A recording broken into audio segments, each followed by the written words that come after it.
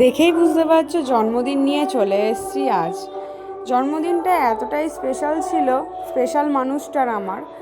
তার 29শে ফেব্রুয়ারি জন্মদিন হলেও এই বছর তার জন্মদিনটা ডেটটা হয়তো নেই, কিন্তু দুদিন ধরে পালন হয় প্রত্যেকটা বছর। 4 বছর অন্তর তার জন্মদিন হয়। তো এই বছরেও তার জন্মদিনেতে আমাদের এই আনন্দটা ছিল। প্রথমেই দিদির বাড়িতে আমরা কেক কেটে নিয়েছিলাম আগের দিন রাত্রিরে 28 তারিখে।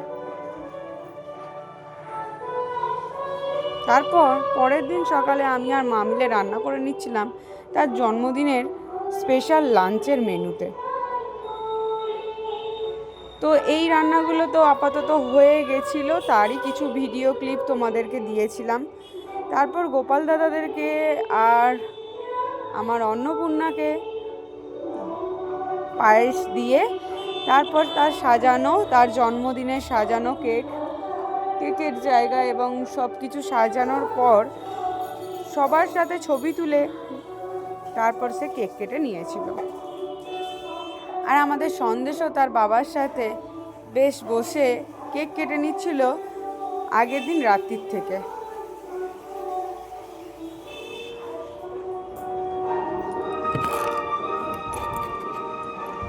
তো বার্থডে বয়কে কেমন লাগছিল, সবাই এসছিল বাড়িতে, বুঝতেই পারছো একটা আলাদাই আনন্দ হচ্ছিল আমাদের মধ্যে।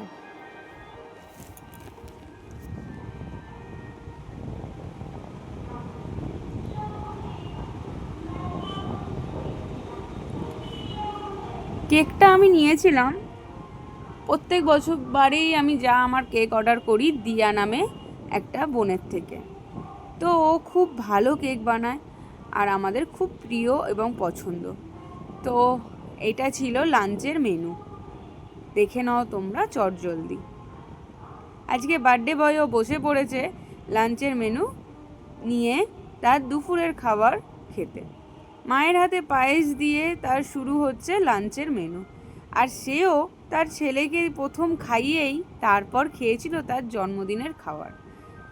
তো যেহেতু এই বছর জন্মদিনের তারিখটা নেই, তাই 28 তারিখও আমি কেক কাটিয়ে নিয়েছিলাম তাকে তার দিদির বাড়িতে। তার ছেলেকে নিয়ে সে কেক কেটে নিয়েছিল প্রথম। আর এইটা ছিল 1 মার্চের কেক। তো কেকটা একটু স্পেশালই ছিল।